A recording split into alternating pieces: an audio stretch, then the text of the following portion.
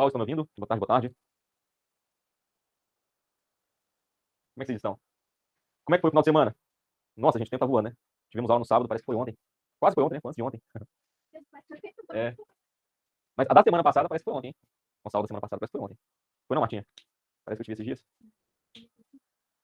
Galera, me relembra aí, quais foram as questões que eu fiz segunda passada de trabalho de energia? Eu geralmente risco, né? Eu marco, só que eu esqueci de fazer isso dessa vez. E aí, enfim, não tá registrado aqui no meu iPad, tá? Se você puder aí dar uma olhada no seu caderno, falar as questões que eu fiz, só pra eu ver os assuntos que eu abordei. Você tem aí? Enquanto isso, eu tô escolhendo meus canetões, que eu sou fresco. Não, Martinha? Frescura comigo, né? Assistente canetão. 8, 11, 12? Eu fiz um tanto que é bom, então, hein? Deixa eu ver, questão 8. Fiz a 8, lembrei aqui. Fiz a 11 também, de potência e rendimento, questão braba. E a 12, conservação de energia. É isso. Bora, bora. Aula 11, impulso, quantidade de movimento e colisões. Olha que tem, gente. Tirando aqui meu tênis, como sempre, né? Martinha, faz esse esquema de novo, de colocar o ar-condicionado um pouquinho mais pra cima aqui. Beleza? Pessoal, quem conseguiu estudar impulso e quantidade de movimento antes? Manda aí pra mim. Alguém conseguiu fazer as questões? Ou pelo menos estudar a teoria antes? Ou não? Não deu tempo. Manda aí pra mim.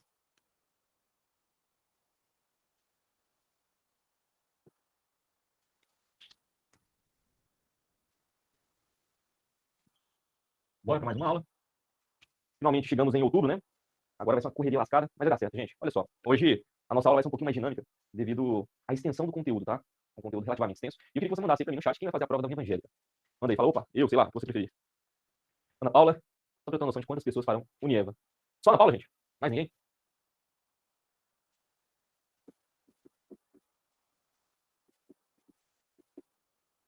O pessoal tá escolhendo aí entre Goiatuba e Unieva. Fala aí, Ana, qual que você quer que eu faça? Manda aí. Questão 12. Beleza, faça a 12 sim. Galera, é o seguinte, eu vou fazer duas questões aqui de cara. E essas questões, elas já vão abordar para nós aí o que é impulso e quantidade de movimento, ok? Vou fazer um pouquinho diferente hoje. Eu vou explicar a teoria em cima dos exercícios, tá? Os dois primeiros aí são questões de aplicação, beleza? Questões diretas, onde você apenas substitui na fórmula, tá? Mas é claro que eu vou explicar o conceito por trás de impulso e quantidade de movimento, ok? Então, ó, você vai pegar sua apostila aí, aula 11, página 249. Anote página 249, aula 11, página 249.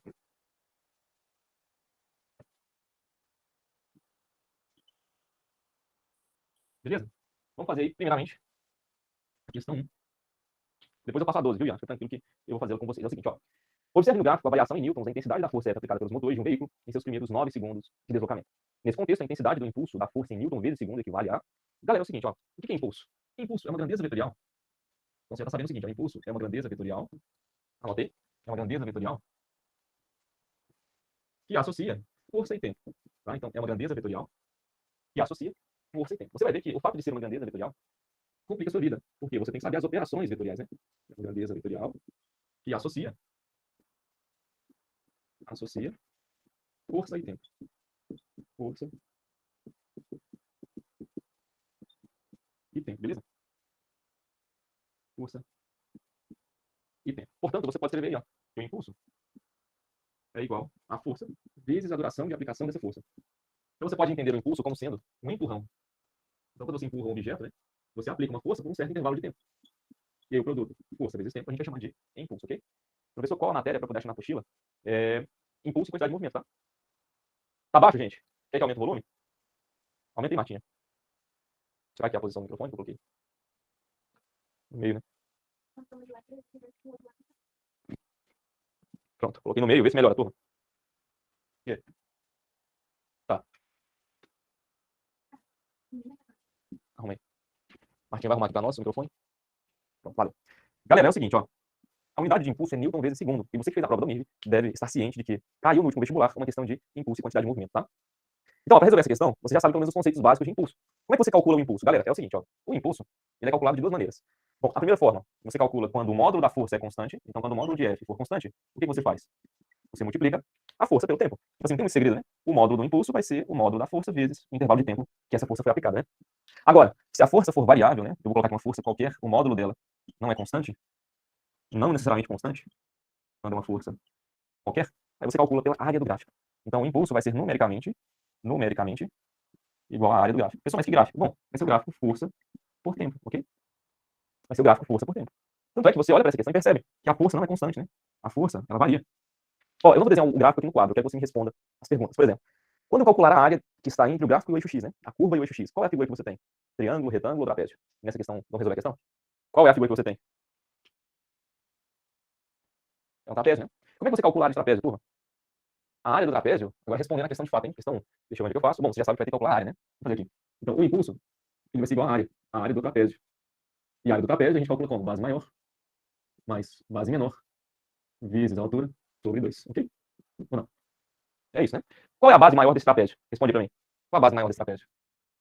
Concorda que é 9? Qual a base menor? Vai de 3 até 6. De 3 até 6 você tem 3 unidades. Qual é a altura desse trapézio? 8 vezes 10 ao cubo, né? 8 vezes 10 ao cubo. Sobre 2. 8 sobre 2 você pode simplificar, né? E aí dá 4. 8 sobre 2 dá 4. Vamos lá, hein? 9 mais 3 dá 12. 12 vezes 4, 48. Então fica 48 vezes 10 ao cubo. Mas se eu quiser colocar em notação científica, a vírgula numa casa para a esquerda e você acrescenta uma unidade aqui ao expoente. Então pronto. Esse é o impulso aplicado sobre o corpo. Beleza? Ah, é 6 vezes 10 ao cubo. Foi mal, gente. Eu vi errado, né? Jurei que era um 8. Valeu. 6 vezes 10 ao cubo. Fala, Pedro. Pedro Felipe me chamou aqui no chat. É alguma pergunta ou era só para avisar que era 6 e não 8? Então fica 3,6 vezes 10 a quarta Newton vezes segundo. Tudo bem, turma? Qual a alternativa? Letra C, né? Se você procurar aí, vai encontrar a letra C. C de cachorro. Só trocar aqui o refil. Aí. Para explicar o conceito de quantidade de movimento, eu vou fazer a questão 2 com vocês. Tá? Agora a gente faz as mais cabulosas, como a 12, pedida pelo Ian. Vamos na sequência aqui, ó. Questão 2. Em uma aula do curso de logística aeroportuária, o professor propõe aos alunos que determinem a quantidade de movimento da aeronave em voo de cruzeiro, considerando condições ideais. Para isso, ela apresenta valores aproximados fornecidos pelo fabricante da aeronave. Com base nos dados apresentados no quadro, o resultado aproximado esperado é em quilograma vezes metro por segundo. Perceba, aqui ele pede para você calcular, de forma bem direta, hein? Sem enrolação, sem texto, sem situação, problema, a quantidade de movimento. E aí, turma, quantidade de movimento é o quê? Vamos lá, vamos definir da mesma forma que a gente fez com o impulso. Quantidade de movimento. Quantidade de movimento, que também pode ser chamado de momento linear. Também pode ser chamado de momento linear. Se aparecer momento linear na sua prova, você já sabe que se refere à quantidade de movimento, ok? Momento linear. Como é que você calcula, né? Na verdade, o que seria esse tal momento linear? De novo, é uma grandeza vetorial, assim como o impulso. Grandeza vetorial. Que associa massa e velocidade. Associa massa e velocidade. Massa e velocidade, tá? E você calcula multiplicando essas duas grandezas. Então, a quantidade de movimento, grandeza vetorial, né? É massa vezes velocidade. Perceba, quantidade de movimento e velocidade são as únicas grandezas vetoriais aqui dessa equação, né? Então, elas apresentam a mesma direção e sentido. Aqui, impulso e força também, são as únicas grandezas vetoriais. Então, apresentam a mesma direção e sentido. Tudo bem, turma? De boa?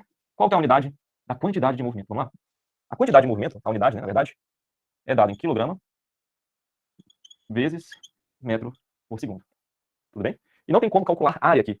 É só desse jeito mesmo. Você pega o módulo da massa, né? Na verdade, massa sempre vai ser positivo. O módulo da velocidade para achar a quantidade de movimento. Nesse exercício aí, ó, basta você pegar a massa dessa aeronave e multiplicar pela sua velocidade em metro por segundo. Basicamente, você vai transformar aí 720 km por hora em metro por segundo. Vamos lá? Questão 2, então, para você resolver, basta multiplicar a massa. Vamos calcular em módulo, beleza, turma? Sem usar, né? Essa notação vetorial, pega só o módulo. Vai ser a massa da aeronave, que vale 79 mil quilogramas. 79 mil quilogramas, vezes a sua velocidade em metro por segundo. Galera, faz essa conta aí pra mim. 720 km por hora. Dá quantos metros por segundo? 720. 200, né? Então, pessoal, ó, pega 79 mil e multiplica por 200. Pessoal, por que 200? Metro por segundo, né? Ele pede a resposta em quilograma vezes metro por segundo. Então faz aí, ó. Vem comigo. 79 vezes 2 dá 158, né? 70 vezes 2, 140. 9 vezes 2, 18. Somos 2, 158. Então fica 158. Opa, tô querendo colocar notação científica já, né? 158. 1, 2, 3, 4, 5 zeros. Então vezes 10 a quinta. Essa é a resposta. Mas nós vamos colocar em notação científica. Para isso, eu vou ter que voltar com a vírgula duas casas para a esquerda. E aí, essa vírgula voltando duas casas para a esquerda, fica aqui, ó. E você acrescenta duas unidades ao expoente. Então a resposta é 1,58 vezes 10 a sétima quilograma vezes metro por segundo. Ok? Alternativa letra. Alternativa letra A. Aproxima, né? 1,6. Isso aqui você pode arredondar para 1,6.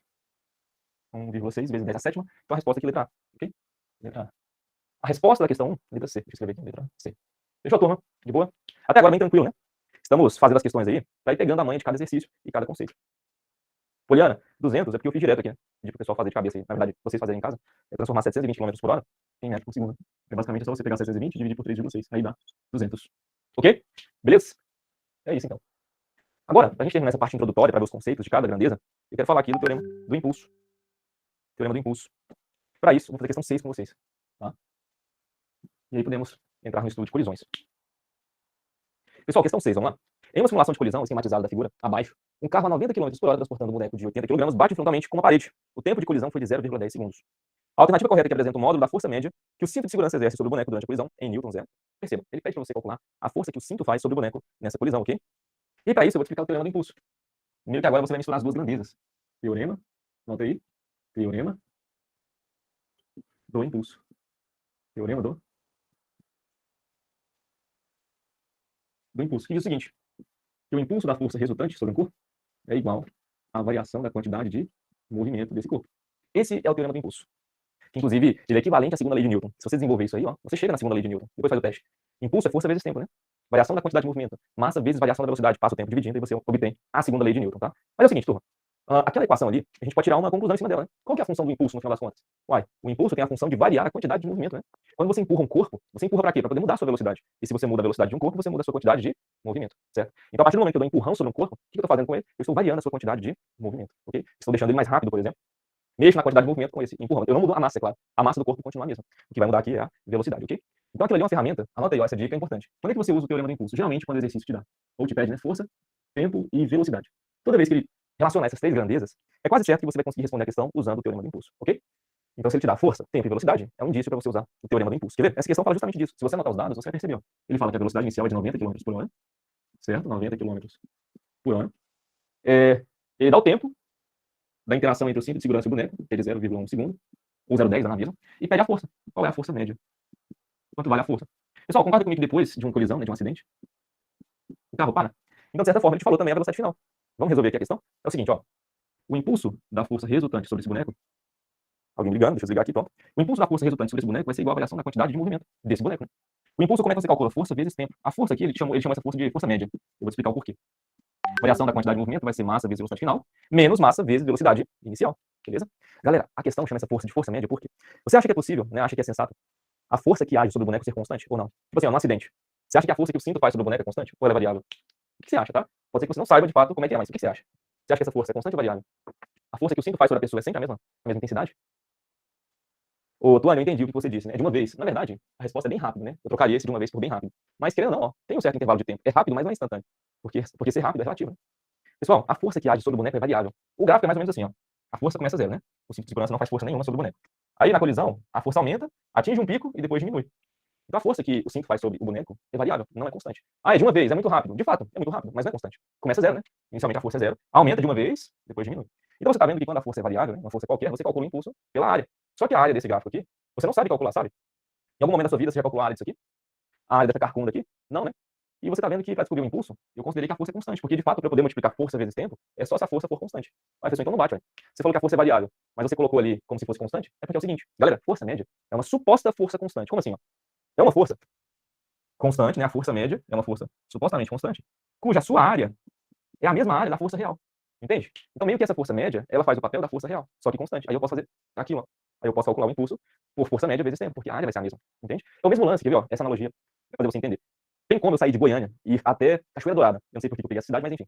Tem como eu sair de Goiânia até Cachoeira Dourada a 80 km por hora sempre. Tipo assim, eu saio daqui da Estaterra, aí eu pego meu carro ali na avenida, aperto um botão mágico que instantaneamente a velocidade vai para 80, né? Sai do repouso e vai para 80 de uma vez, e eu continuo sempre a 80 km por hora até chegar em Cachoeira Dourada. É possível isso? Tipo, se eu faço a curva a 80 km por hora, né? Eu passo no quebra-mola a 80 km por hora. Eu sei que você faz isso às vezes, né? Eu sei que você faz isso às vezes, mas é possível? Não é, né? Mas existe uma grandeza chamada velocidade média. A velocidade média é uma velocidade que, se fosse constante, faria você percorrer a mesma distância no mesmo intervalo de tempo. Então esse é o conceito de velocidade média. A ideia é que é a mesma. A força média é aquela força que, se fosse constante, faz o papel, né, dessa força variável no mesmo intervalo de tempo. Basicamente é isso. Tudo bem?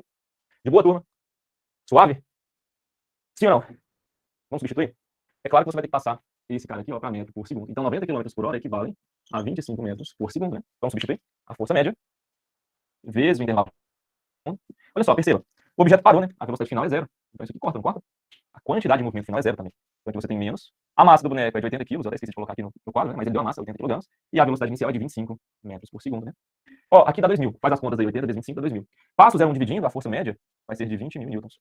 Só que tem um menos aqui na frente. Por que esse menos? Galera, o menos aqui É só para mostrar que a força é contrária à velocidade inicial. Tá vendo que a gente considerou o V0 aqui positivo? Ó? Coloquei só 25, né? Mais 25, esse menos aqui mostra que a força é contrária à velocidade final. Aqui você tem que lembrar que o que complica a sua vida em impulso e quantidade de movimento são as grandezas vetoriais. Você vai ter que pensar nisso sempre, de boa? São grandezas vetoriais. Tem módulo, direção e sentido. Alguma dúvida até aqui, turma? Olha só. Se liga nesse quadro aqui. Eu te expliquei impulso, quantidade de movimento, teorema do impulso, em o quê? Sei lá, meia hora. E ainda fiz 3 exercícios com vocês. Essa força, Tuane, ela é negativa. Só para mostrar que está contra a velocidade inicial. Então, por exemplo, se o carro vem aqui, ó. Eu não sei se é sua direita ou sua esquerda. Vou falar como é para mim, tá? Esquece, é para mim. Eu estou analisando os meus braços aqui. Por exemplo, se um carro vem aqui para a esquerda, a força para a direita ela vai ser negativa. Se eu considero aqui positivo, a força no outro sentido é negativa. É o que está acontecendo aqui. Menos é só para mostrar que muda o sentido. Isso, porque freia, exatamente. O cinto, ele freia o boneco, né? O boneco. Uai, não entendeu? Tá. O boneco tá indo para um lado, né? Aí o cinto faz ele parar. Para você parar o boneco, isso, a força está no lado oposto. Olha só. Vou desenhar aqui. Aqui o objeto. Ele está se movendo a 25 metros por segundo para a direita, né? Aí eu vou considerar essa velocidade positiva. Para você parar esse boneco, você precisa fazer uma força contrária. Aí como está para a esquerda, essa força vai ser negativa. E aí por isso desse sinal. Só para mostrar que a força é contrária à velocidade inicial, né? Aí meio que você vai parando o boneco, aplicando uma força em sentido contrário, de boa? Suave? Quem foi que me pediu a 4? Deixa eu ver.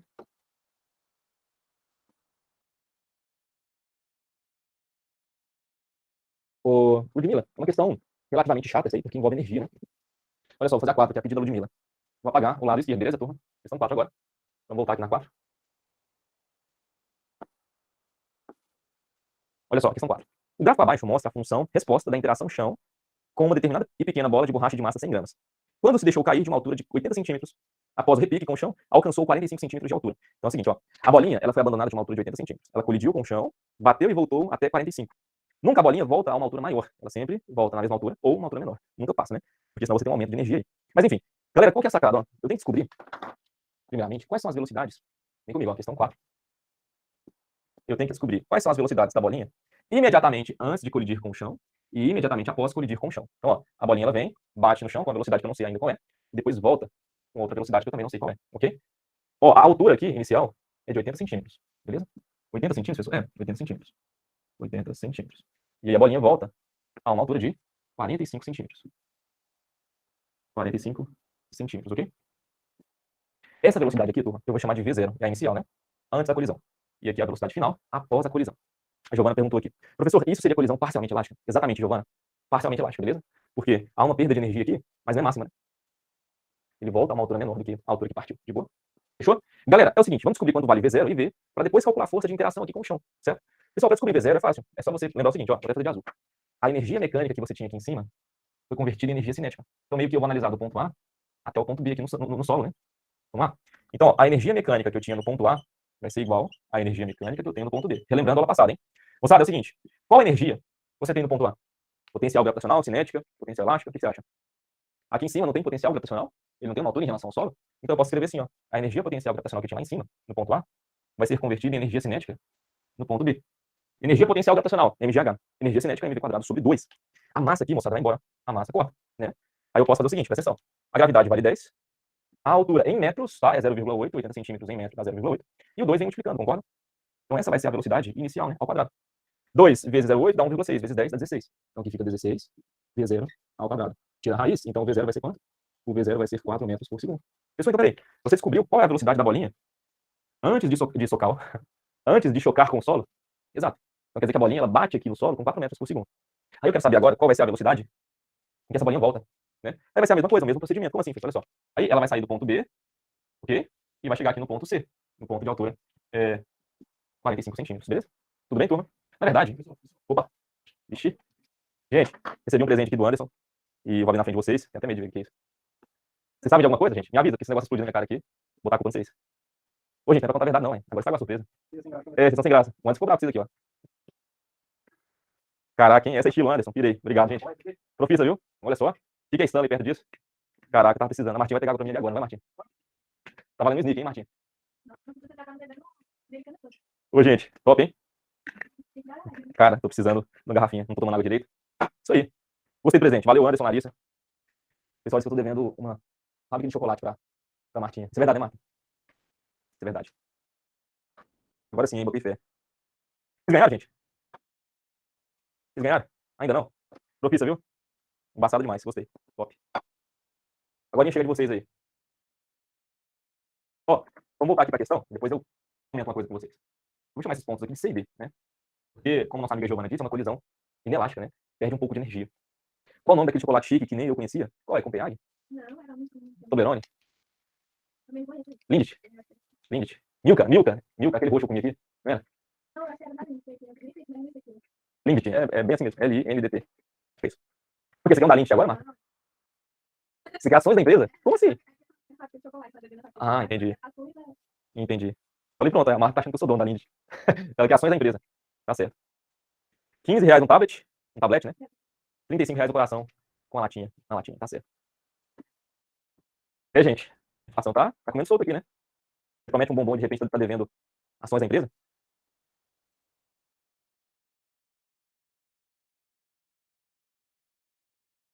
Ó, então agora a gente vai igualar a energia mecânica da situação C, né? No ponto C ali. A energia mecânica em D. Fechou? Agora é meio que invertido. Aqui você tem cinética e aqui você tem potencial gravitacional, concorda? Quando ela volta após a colisão, ela tem velocidade, tem energia cinética. E aí chega ali na altura máxima, energia potencial gravitacional. Então aqui você vai ter mv² sobre 2, né? Mais não, igual a mgh.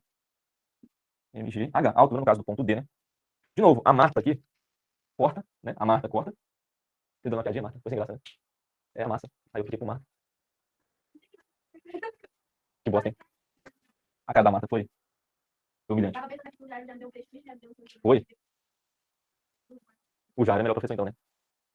Tá certo. Ó, eu vou passar o 2 multiplicando. Aí fica assim, ó, v² é igual a 2, a gravidade é 10, e a altura aqui, ó, 45 centímetros, em metros dá 0,45, ok? Ó, vezes 0,45 dá 4,5, vezes 2 dá 9, tira a raiz quadrada, aqui vai dar 3 metros por segundo. Ou seja, a velocidade com que a bolinha volta é de 3 metros por segundo. Pessoal, mas esse trampo todo só para descobrir as velocidades exato. E agora a gente vai ter que fazer mais coisa. Chato, né? Vai ficar pior, porque não acabou ainda. Tem mais conta aqui. Vamos lá?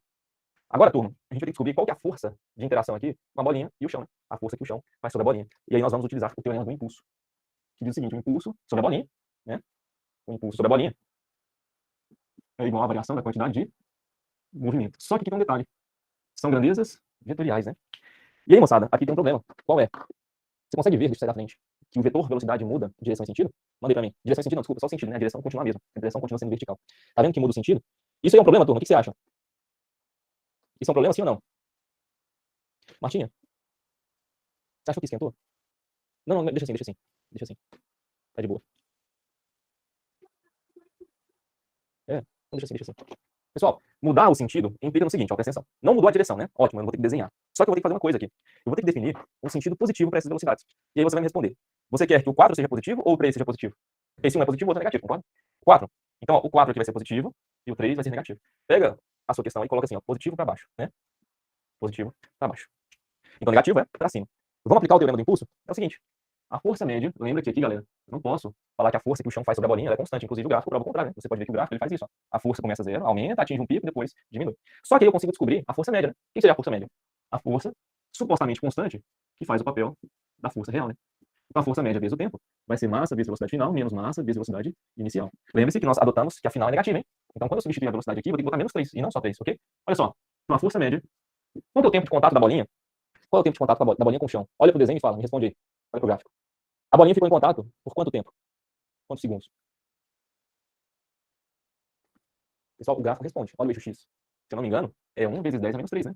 1 vezes 10 a menos 3, 1 milissegundo. Concorda? Esse é o tempo. Esse é o tempo de interação da bolinha com o chão. Dúvida? Olha aí, ó. 1 milissegundo, né? O eixo horizontal tá assim, ó. Tempo, entre parênteses, ms, milissegundo. Então você tem que colocar 10 menos 3. Qual que é a massa da bolinha? Responde aí pra mim. Qual que é a massa da bolinha? Manda aí. Qual que é a massa da bolinha? 100 gramas. Então você escreve aqui, ó, 0,1 quilos, hein? 100 gramas divide por 1000 é 0,1 quilos. A velocidade final é menos 3. Não se esqueça desse sinal. Então, ó, aqui entre parênteses eu vou botar menos 3. Menos a massa da bolinha, 0,1, vezes a velocidade inicial, que é mais 4. Tudo bem? Então, ó, Fm, que é a força média, vezes 10 a menos 3, é igual a menos 0,3, menos 0,4. Certo ou não? Menos 0,3, menos 0,4. Pessoal, peraí. Isso aqui vai dar menos 0,7. Exato. Então, aqui é menos 0,7. Tá? Menos 0,7. Então, Fm vezes 10 a menos 3 é igual a menos 0,7. Passo 10 a menos 3 dividindo, galera. 10 a menos 3 vai para cima com expoente positivo. E aí fica menos 700 newtons.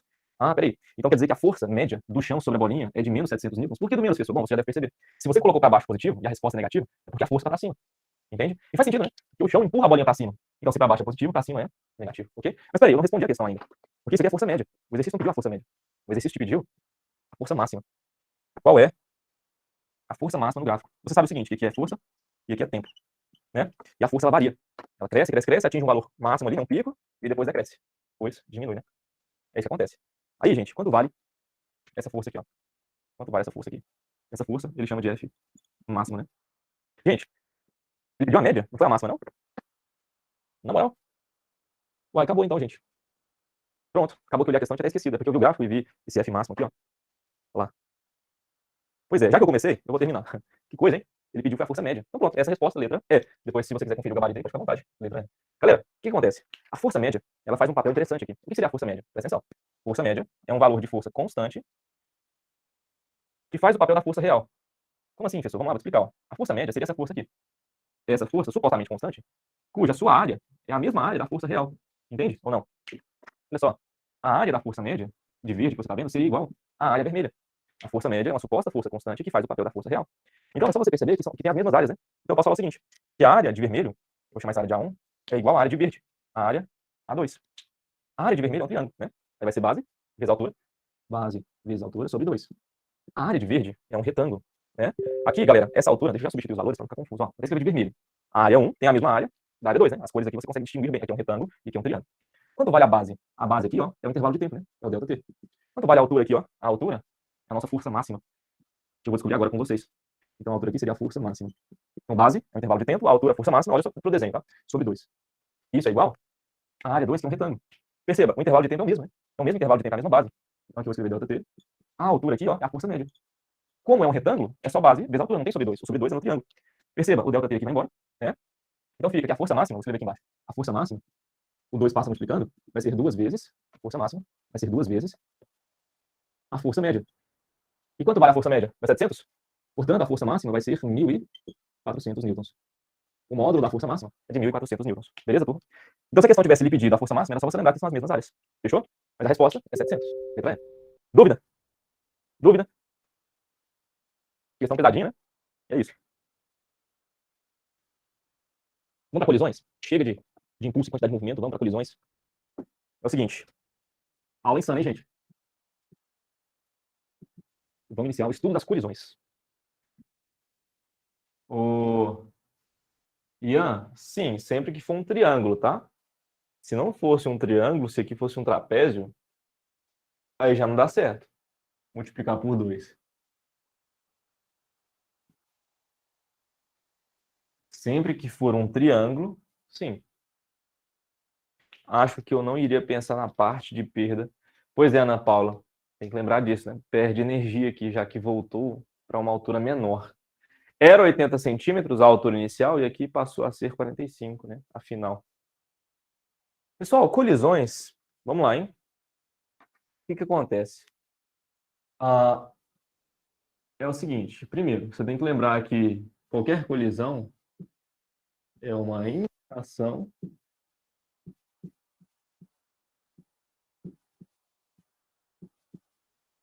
entre corpos. Então, colisões são interações, vou colocar no plural também, né? São interações entre corpos. Interações entre corpos.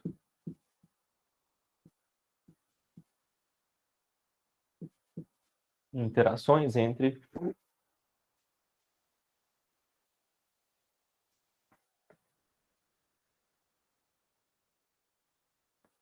corpos. E são interações bem rápidas. Né? Interações entre corpos.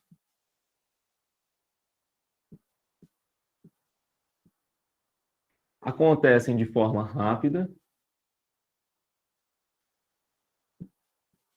São rápidas. São rápidas. Ok? E aí, a parte mais importante é essa aqui, ó. As colisões, elas são tão rápidas que nós consideramos que não existem forças externas atuando, apenas forças internas. Então, as colisões nós consideramos como sistemas mecanicamente isolados. Anota aí. Sistemas mecanicamente isolados. Sistemas mecanicamente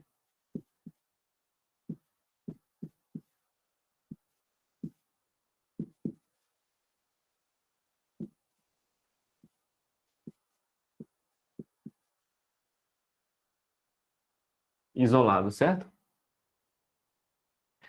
O que isso quer dizer, o sistema ser mecanicamente isolado? Significa o seguinte, que existem apenas forças internas. Apenas forças internas atuam sobre o sistema. Apenas forças internas.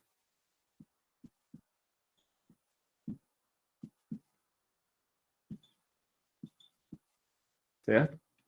Apenas forças internas que atuam sobre o sistema. Detalhe, eu sei que é redundante, mas é bom escrever. Se apenas tem forças internas, significa que as forças externas valem zero. Então, as forças externas ao sistema valem zero, tá? Basicamente é isso. E galera, pensa comigo. Olha só. Se você pega o teorema do impulso, você sabe o seguinte, que o impulso resultante é igual à variação da quantidade de movimento.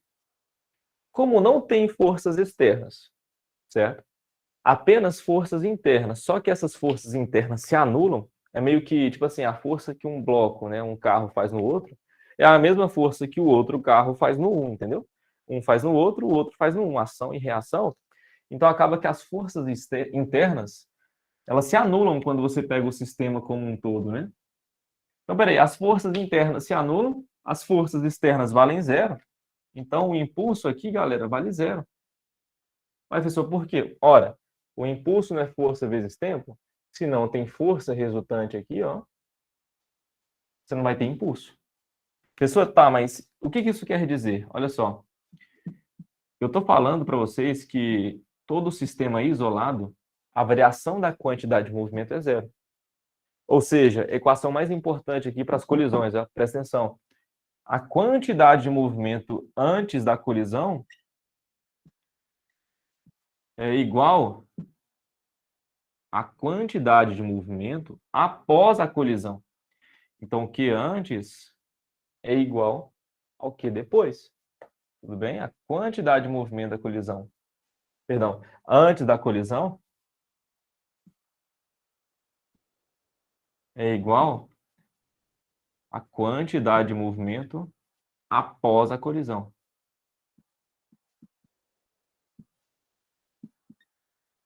Depois da colisão, tudo bem? É isso. Isso é um sistema isolado. Grava essa palavra, tá? Isolado, se aparecer na sua prova, significa que a quantidade de movimento não muda, ela se conserva. Alguma dúvida até aqui, gente? Alguma dúvida até aqui? Não? Suave? De boa? Agora uma pergunta. Ô, pergunta boa para o Unirv cobrar, hein?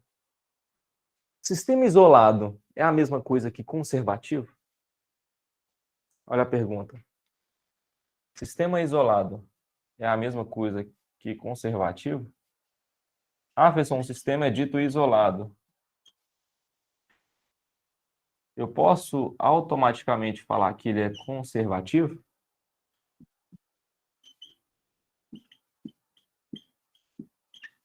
O que você acha? Sistema isolado é a mesma coisa que sistema conservativo? Não, tá? Sistema isolado tem a ver com quantidade de movimento. Conservativo tem a ver com energia. Então, ó, quando eu falo o sistema é isolado, é porque a quantidade de movimento se conserva. O sistema é conservativo quando a energia mecânica se conserva. Beleza? Então, conservativo tem a ver com energia. Isolado tem a ver com quantidade de movimento, tá? Então, aqui a quantidade de movimento se conserva e aqui a energia se conserva. Beleza, turma? Entenda isso. Eu posso ter um sistema isolado, conservativo, mas também posso ter um sistema isolado não conservativo, onde a energia mecânica não se conserva. Que é o lance das colisões, né? Elástica, inelástica. Alguma dúvida aqui, gente? Inclusive, vai ser agora que eu vou falar dessas colisões com vocês. Posso apagar aqui? Tira print. Hoje a aula tá insana, hein? Dá-lhe conteúdo. Não sei se você estava no pique. Mas, enfim. É isso, né?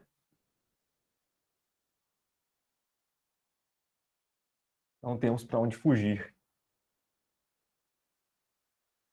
Talvez você quisesse uma aula livre, né? Uma aula de resenha. É o seguinte, gente. Vamos classificar as colisões? E aí eu vou usar uma classificação que eu vejo que a Unirv gosta muito dela.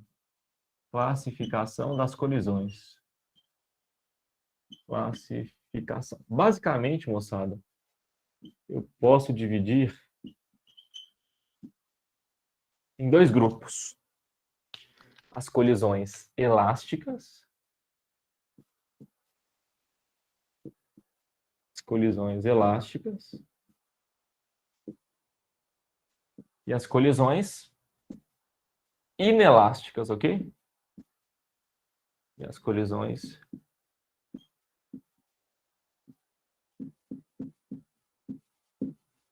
inelásticas. Professor, mas eu lembro que tem perfeitamente, parcialmente. Calma lá. Estou dividindo de acordo com o livro Tópicos de Física. É uma divisão que a Unirv adotou na última questão sobre impulso e quantidade de movimento, tá? Galera, é o seguinte, a colisão elástica é aquela, anota aí, ó, onde a energia cinética, anota aí, onde a energia cinética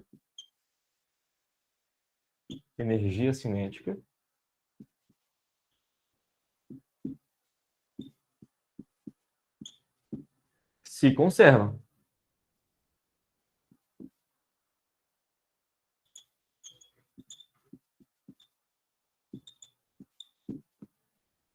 Já a inelástica é aquela, adivinha, onde a energia cinética não se conserva.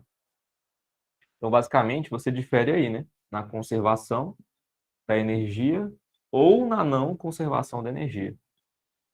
Então, aqui a energia cinética não se conserva. Energia cinética não se conserva.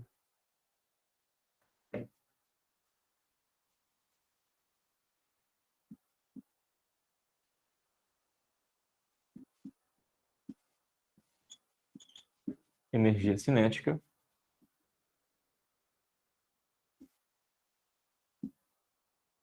não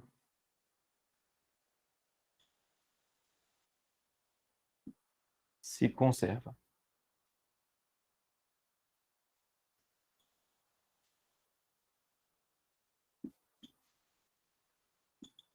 Beleza? Então você difere aí. Aqui não se conserva, tá? Só que aí, galera, a gente vai ter duas subdivisões dentro da inelástica, que são, puxa uma setinha aí, ó. Dentro da colisão inelástica, nós temos duas classificações, que são a colisão parcialmente elástica, parcialmente elástica,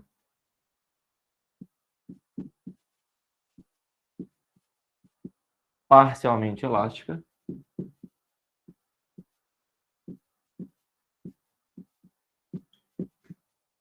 e a colisão perfeitamente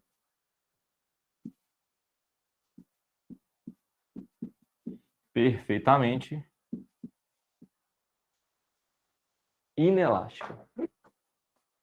Caiu no último vestibular da Unirv. Unieva cobra direto questões de colisões, então fique esperto. Perfeitamente inelástica. Ok? Pessoal, peraí, então quer dizer que essas duas últimas aí, né, essas duas no caso, ambas dissipam energia? Exatamente. Por isso que a gente chamou de inelástica, porque a energia cinética não se conserva. Nessas duas, a dissipação. Só que existe uma que ela é muito característica, né? Essa última, que é a perfeitamente inelástica, a gente fala que é a colisão onde há a máxima dissipação de energia. Escreve aí? Máxima dissipação. Então, falou que houve máxima dissipação, é porque a colisão é inelástica, beleza? Máxima dissipação. É perfeitamente inelástica. Pronto. Ó, eu sei que você talvez esteja se perguntando, mas é o seguinte.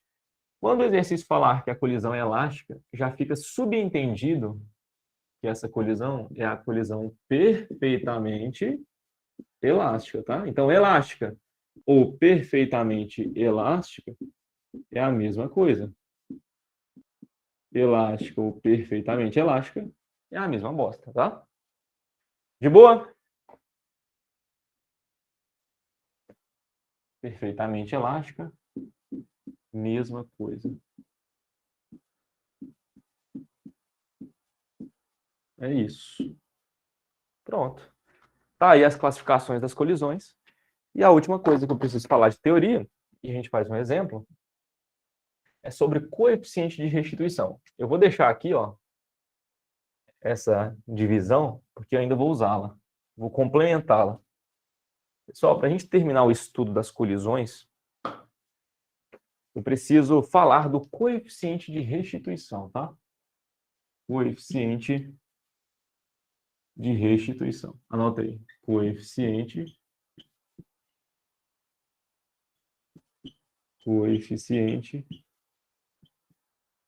de restituição.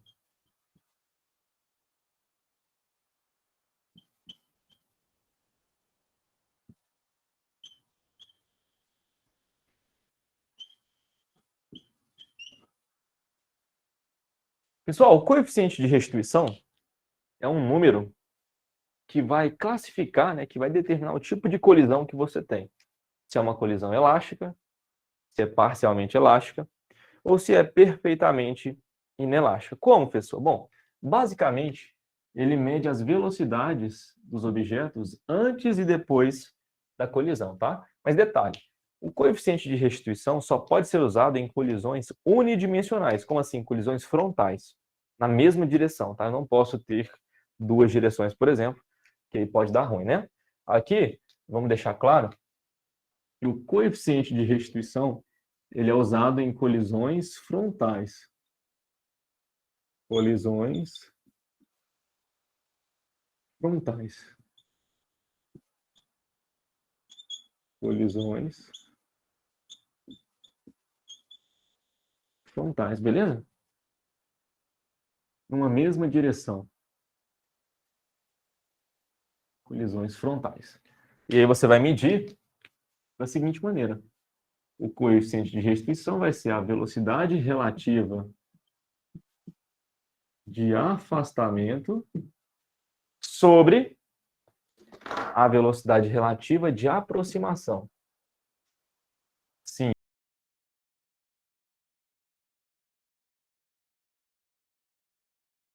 Eu sei que está ficando tenso, né? Aqui, gente, mistura um monte de coisa que nós vimos ao longo do ano. E aí, eu vou aproveitar e colocar em módulo isso, tá? Porque você pega só o valor positivo, né? O sinal aqui não nos interessa. E aí eu preciso que você lembre o seguinte, velocidade relativa tem a ver com, né, a velocidade de um corpo em relação ao outro. Aí você tem que lembrar, sentidos opostos, você soma. Mesmo sentido, você subtrai.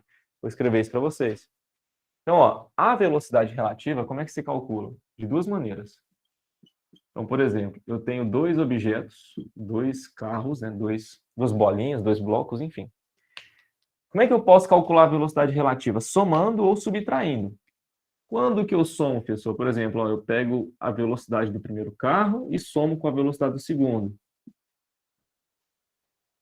Quando que eu somo e quando eu subtraio? É o seguinte, você soma quando os carros estiverem em sentidos opostos. Escreve aí, sentidos opostos. Sentidos opostos. E você subtrai quando os automóveis estiverem no mesmo sentido.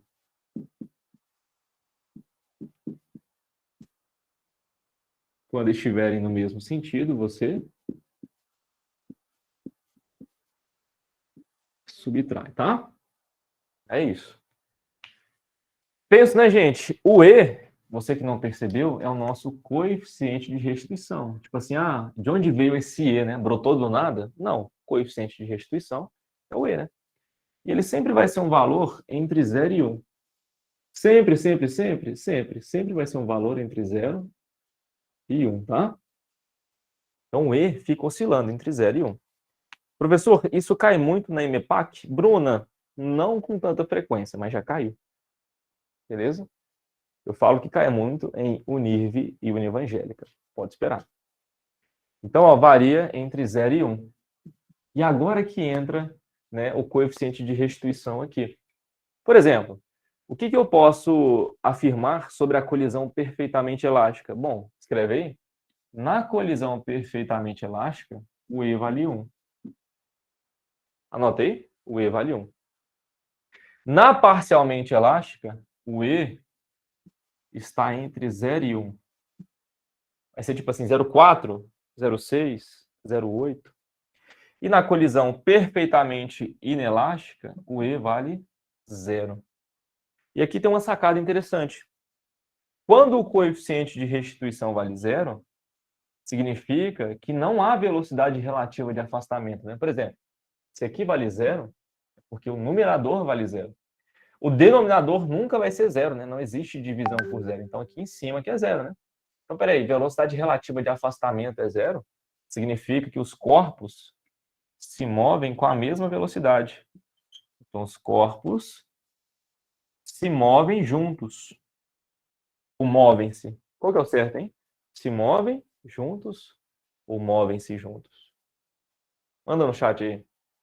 Tô curioso. O que você acha, Martinha? Se movem ou movem-se? Ou foda-se? Foda-se. Martinha lançou um foda-se aqui. Se movem, movem-se ou foda-se? Foda-se, né? Os corpos movem-se juntos.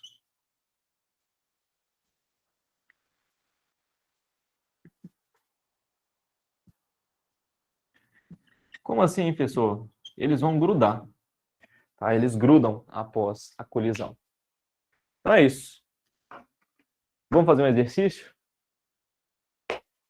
Semana que vem, eu quero fazer um com vocês.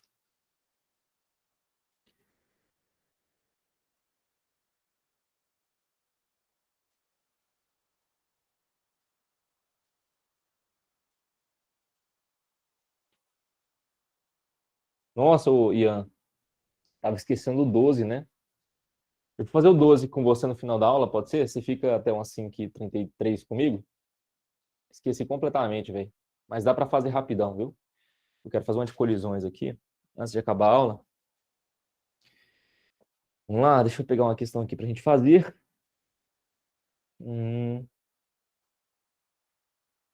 Velho, tem umas questões boas aqui, viu? Eu vou fazer uma que é cara de Unieva, para quem vai fazer, e pode muito bem cair na prova da Unirv também, viu? Unifines, Unicerrado, isso aqui é cara de VUNESP. Vamos lá, questão 9. E aí estamos encerrados. E eu faço a questão 12 do Ian. Quem quiser acompanhar e depois pode ficar à vontade. É o seguinte. Questão 9. Dois fios inextensíveis, paralelos, idênticos de massas desprezíveis, suspendem um bloco regular de massa 10 kg, formando um pêndulo vertical balístico. Essa questão aí, inclusive, aparece nos livros como sendo um tópico bem específico. Pêndulo balístico. Você usa isso aí para descobrir a velocidade de uma bala, de um projétil. Beleza. Um projétil de massa 100 gramas com velocidade horizontal penetra e aloja-se no bloco e, devido ao choque, o conjunto se eleva a uma altura de 80 centímetros, conforme a figura abaixo. Considere que os fios permaneçam sempre paralelos, nenhum fio vai arrebentar. A velocidade do projétil imediatamente, né, e nem subir também. Subir que eu falo, né, o movimento ele vai seguindo aí o movimento da bala, né? A bala penetra e depois que eles sobem, né, que eles se elevam em 80 centímetros. Enfim, a velocidade do projétil imediatamente antes de entrar no bloco é, pronto, como eu te disse, o pêndulo balístico, ele serve para determinar a velocidade de um projétil. A partir dessa altura aí, ó, você vê quanto que o conjunto se elevou, né, para poder descobrir a velocidade do projétil. Professor, como? Como de achos eu vou fazer isso? É o seguinte, pensa comigo, ó. Posso apagar o quadro, gente? Tirou seu print? Acabou que eu fiquei sem espaço útil aqui, né? Precisa apagar. Então, bora. É mais ou menos o seguinte, ó, vem comigo. Com essa altura de 80 centímetros, eu consigo achar a velocidade inicial do projétil. Como, professor? Vou te mostrar. Pensa comigo. Tá aqui o bloco, o blocão. Para quem se perdeu, estamos na questão 9. Tá? Questão 9. Tá aqui o bloco. E tá aqui o projétil. O projétil está a uma velocidade que eu desconheço. Eu quero saber qual que é essa velocidade. Mas o bloco, eu sei que está parado. A velocidade do bloco é zero. Inicial, né? Então, ó, vem aqui o projétil. Com a velocidade V0, que eu quero descobrir, né? Vamos ver quanto vale esse V0 aqui. Aí ele vai penetrar no bloco que estava parado inicialmente. Então aqui, na verdade, eu vou chamar de A e B, hein? Aqui é a velocidade do projétil antes da colisão. E aqui do bloco antes da colisão, mas eu sei que é zero. Aí, galera, o bloco está parado, né? Quando a bala entra aqui nele, concorda que ela vai empurrar o bloco para frente? Só que o bloco está preso por dois fios. Os fios vão querer levantar esse bloco, né? Só que tem um detalhe. A bala penetrou no bloco. O que isso quer dizer? Que agora eles se movem juntos. Então a bala veio aqui, ó, e penetrou no bloco. Aqui o projétil, penetrou no bloco. Eles se movem juntos, ou seja, com a mesma velocidade, né? E essa velocidade eu vou chamar de V'. É muito comum nós usarmos o termo V' para se referir a depois da colisão. Então se você quiser dividir, ó, aqui é antes da colisão, é a situação antes da colisão, e aqui é a situação depois da colisão. Beleza, aí o conjunto aqui tenta subir, né? Na verdade tenta andar para frente, só que aí os dois fios que estão aqui não deixam eles irem para frente toda a vida, né? Então acaba subindo um pouco o conjunto. Peraí, pessoal, então peraí. O que aconteceu? O conjunto ele saiu de uma posição mais baixa, com uma certa velocidade, e atingiu uma altura máxima ali, né? Então olha só, esse conjunto fez isso aqui, ó. Você consegue ver que existem dois problemas, duas situações? A primeira situação, onde há colisão, a interação entre os corpos, e a segunda, onde há uma transformação de energia. Como assim? Aqui você está vendo energia cinética sendo convertida em energia potencial gravitacional. Todos concordam comigo? Você percebe isso? Tem uma transformação de energia cinética em energia potencial gravitacional. Por quê, pessoal? Bom, ele ganhou altura, né? Esse bloquinho aí, o conjunto, na verdade, subiu quantos centímetros, turma? 80 centímetros. Isso, Lorena, é uma colisão perfeitamente inelástica. Só que tem um detalhe, a gente não vai analisar a colisão primeiro, sabe por quê? Porque eu tenho altura, né? O que eu vou fazer aqui? Eu sei o seguinte, eu vou chamar aqui, ó, a situação de, sei lá, situação 1 e aqui situação 2. Tá vendo que houve uma transformação de energia? Só que tem um detalhe, né? A energia mecânica aqui se conserva. Do ponto 1 para o ponto 2, né? Depois que a bala penetrou, a energia mecânica se conserva. Então vamos lá, a energia mecânica em 1 é igual a energia mecânica em 2. Entenda, turma, a colisão já aconteceu. Eu estou começando de trás para frente, entende? Eu estou analisando depois da colisão, depois que eu vou voltar aqui. Porque assim eu consigo descobrir o V'. Com esse V', eu acho a velocidade do projétil, entende? Então vamos lá. A energia que eu tinha em 1 vai ser igual à energia que eu tenho em 2, tá? Em 1, galera, nós temos cinética, ou seja, mv² sobre 2. Já no ponto 2, nós temos potencial gravitacional, tudo bem? Só que a velocidade aqui, cuidado, viu? Eu chamei essa velocidade de V'. Então é V' ao quadrado, né? Deixa eu apagar aqui, ficou meio encavalado. Então, ó, m, a velocidade do conjunto após a colisão, ao quadrado sobre 2. Perceba, gente, a massa aqui eu posso cortar, né? Porque a massa do conjunto, ela permanece a mesma. Ela não muda aqui, ó, do ponto 1 para o ponto 2. A massa do conjunto continua a mesma. Então eu posso vir aqui simplesmente e cortar ela, né? Aí vai embora. E eu substituo, olha só. A velocidade V' ao quadrado sobre 2 é igual à gravidade, que é 10, vezes a altura, que é 0,8 metros, né? 80 centímetros, 0,8 metros. Aqui dá 8. Passo 2 multiplicando, dá 16. Tira a raiz, 4 metros por segundo. Então a velocidade do conjunto após a colisão é de 4 metros por segundo. Pronto. Isso aqui vai me ajudar a descobrir o VA. Como, professor? Agora a gente vai analisar a colisão. E alguém disse muito bem aí, ó, que é uma colisão perfeitamente inelástica. Toda vez que os corpos se unirem depois da colisão, é perfeitamente inelástica. Escreve aí. Você já sabe que a colisão é perfeitamente inelástica. Toda vez que eles saírem grudados, juntos, com a mesma velocidade, é perfeitamente inelástica, tá? Gente, toda e qualquer colisão, por mais que a energia não se conserve, a quantidade de movimento se conserva. Então, ó, o que antes, deixa eu escrever antes e depois, melhor, né? O que antes é igual ao que depois. A quantidade de movimento antes da colisão é igual à quantidade de movimento depois da colisão. Antes da colisão, você sabe que existem dois corpos, né? Então, vou escrever aqui, ó, a massa do primeiro vezes a velocidade do primeiro, mais a massa do segundo vezes a velocidade do segundo. E com a colisão, presta atenção nessa dica aqui, ó. Sempre isso vai acontecer, toda vez que for uma colisão perfeitamente inelástica. Você vai somar as massas dos corpos. Então, você vai pegar a massa do projétil com a massa do bloco e vai somar. Coloque isso dentro do parênteses, porque eles estão se movendo com a mesma velocidade, né? Então, fica assim a equação. Agora é só você substituir. Vamos lá. A massa do projétil é de 100 gramas. Só que aí você passa para quilograma, fica 0,1, né? Então, 0,1 vezes VA, que eu quero descobrir. Então, aqui são 100 gramas e aqui são 10 quilos, ok? Aqui são 10 quilos e aqui são 100 gramas. Beleza. Mas, a massa do projétil B vezes, perdão, a massa do bloco, né? Esse aqui é o B, esse aqui é o A. A massa do bloco vezes a sua velocidade, só que tá parado. Isso aqui dá zero. Então, esse termo aqui todo cancela. Isso é igual a massa de A, que é 0,1 kg, mais a massa de B, que é 10 kg, vezes V'. Olha só que fácil, gente. Só que o V' já sei quanto vale, né? Posso até substituir direto. Quanto vale o V'? 4 metros por segundo. Então aqui eu coloco 4. Tá? Aqui, ó, dá 10,1 vezes 4, dá 40,4. E aqui fica 0,1 VA. Passa o 0,1 dividindo, vai dar 404 metros por segundo. Questão modelaça, fodida aí pra prova do ano evangélico. Você pode pegar as últimas edições, você vai encontrar pelo menos 2 questões assim, ok? Resposta, então, letra E. É de elefante. Faz um exercício modelo. Quem quiser ir, tá liberado. Foi um prazer estar com vocês. Beleza? A aula de hoje foi insana. Espero que vocês tenham aprendido muito aí. Eu vou fazer a questão do Ian agora, beleza? Vamos lá, Ian. Vamos lá? Questão 12, olha só. Um objeto de massa igual a 2 kg move-se em linha reta com velocidade constante de 4 metros por segundo. A partir de um certo instante, uma força de módulo igual a 2 newtons é exercida por 6 segundos sobre o objeto na mesma direção do seu movimento. Em seguida, o objeto colide frontalmente com o obstáculo e tem seu movimento invertido, afastando-se com velocidade de 3 metros por segundo. O módulo do impulso exercido pelo obstáculo e a variação da energia cinética do objeto durante a colisão foram, respectivamente. Vamos lá. Cara, é o seguinte. Vou fazer um pouco mais rápido aqui, acho que você já deve ter pela manhã da questão. É o seguinte. Você tem um objeto de massa 2 kg. Vamos lá, em questão 12. Você tem um objeto de massa 2 kg que inicialmente se move com a velocidade de 4 metros por segundo. Aí, esse objeto vai receber um empurrão com uma força de 2 newtons durante 6 segundos.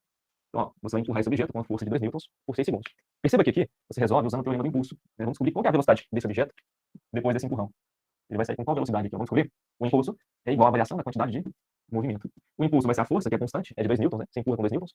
O tempo é de 6 segundos. A variação da quantidade de movimento é a massa, que é 2 kg, vezes a velocidade final, menos a massa, vezes a velocidade inicial. Pessoal, qual que é a velocidade inicial? 4 metros por segundo, né? Então aqui dá 12, igual a 2V, menos 8. Passo 8 para cá, vem positivo. 12 mais 8, 20. Passo 2 dividindo, dá 10, né? 10 metros por segundo. O que a gente descobriu? Descobriu que depois que esse objeto é empurrado, a sua velocidade vai para 10, né? 10 metros por segundo, concorda? Aí depois disso, ele colide com o obstáculo. Agora é outra situação. Lá na frente você vai ter aqui tipo uma parede. Essa parede vai fazer uma força sobre esse objeto. De tal forma que, presta atenção, vou até fazer aqui embaixo, ó. Aliás, dá pra fazer aqui, né? O objeto ele bate aqui na parede e volta com a velocidade de quanto? Volta com a velocidade de 3. Sacou? Qual é o impulso exercido por esse obstáculo e a variação da energia cinética? Faz sentido? Aí agora é só você fazer aquilo, né? Por exemplo, onde é que você quer que seja positivo? O 3. Então, se o 3 é positivo, o 10 é negativo. Aí você aplica o teorema do impulso. O impulso aqui vai ser igual à variação da quantidade de movimento. O impulso é força vezes tempo, só que ele não pede a força, né? Ele pede o impulso. Então você deixa o impulso aqui mesmo. Aí vai ser mv final menos mv inicial, né? A massa é 2, a velocidade final é 3, menos a massa é 2, a velocidade inicial é menos 10. Então, menos 10 aqui. Aí fica 6 mais 20. O impulso, então, né, vale 26. De boa? Tem essa alternativa aí? 26. Aí fica entre letra A e letra C, né? Aí ele pede também a variação da energia cinética. Bom, é só você fazer a energia cinética inicial e a final e subtrair, né? Olha só, a energia cinética final vai ser a massa, que é 2 kg. A velocidade final é 3 ao quadrado sobre 2. Corto 2 aqui, dá 9. E essa energia cinética final. A energia cinética inicial vai ser a massa vezes a velocidade inicial, que é 10, né? Aí você pega só em módulo mesmo, porque vai levar o quadrado do jeito que tá positivo, sobre 2. Corta esse 2 aqui, dá 100. Aí você faz a subtração. Concorda que variou menos 91? Faz aí final menos inicial, vai dar menos 91. De boa? Faz sentido, Ian? Letra A, a resposta. Tá de boa, velho. Nem tomou tanto tempo assim e eu tô aí pra servir, beleza? Tchau, gente. Abraço. Valeu.